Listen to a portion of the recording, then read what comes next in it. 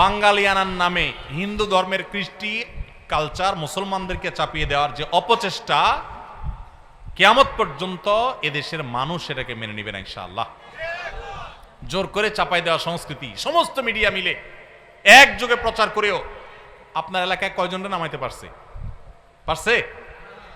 সারা দেশে কয়জন নামাইতে পারছে? ঢাকা শহরে মোট কয়জন?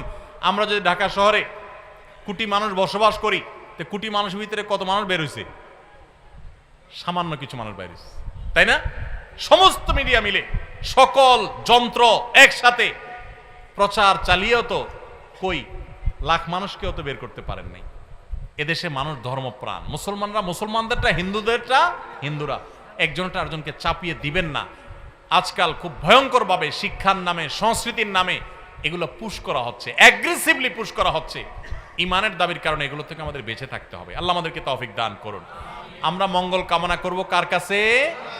মঙ্গলের মালিকের কাছে। কোন পেঁচা, হনুমান, রাক্ষস, খোক্ষসের কাছে কোনো মঙ্গল কামনা, কোন র্যালিতে মঙ্গল কামনা নাই। মঙ্গল কোথায়? আল্লাহর কাছে। কার কাছে?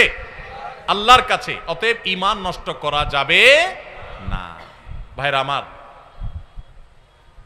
এই র্যালি বের করলে সারা বছর ভালো থাকা যাবে, মঙ্গল আসবে, এটা বিজ্ঞানের কোন থিওরিতে আছে? ধর্মে তো নাই।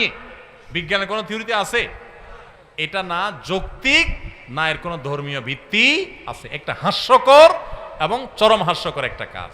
পান্তা ইলিশ খান না, সারা বছর গরিব যেটা পান্তা ভাত খায়, সেটা একদিন খাইয়ে আপনি বাঙালি হয়ে যাচ্ছেন একেবারে। সারা বছর বার্গার চাবাইতে চাবাইতে শেষ। বার্গার খাওয়া দোষে কিছু না, আপনিও খান, কিন্তু সারা বছর যারা পান্তা খায় তাদের সাথে তামাশা করছেন বছরে একদিন পান্তা খায়া। এই তামাশার কোনো মানে হতে, পুরা পয়লা বৈশাখের শুরু থেকে শেষ পর্যন্ত সমস্ত অনুষঙ্গগুলো একটা একটা করে দেখবেন, প্রত্যেকটার সাথে হারামের সম্পর্ক কিংবা শিরিক থেকে উঠে আসা ঐতিহ্য সেখানে আছে। আল্লাহ তাআলা আমাদের সবাইকে অপসংস্কৃতি থেকে বেঁচে থাকার তৌফিক দান।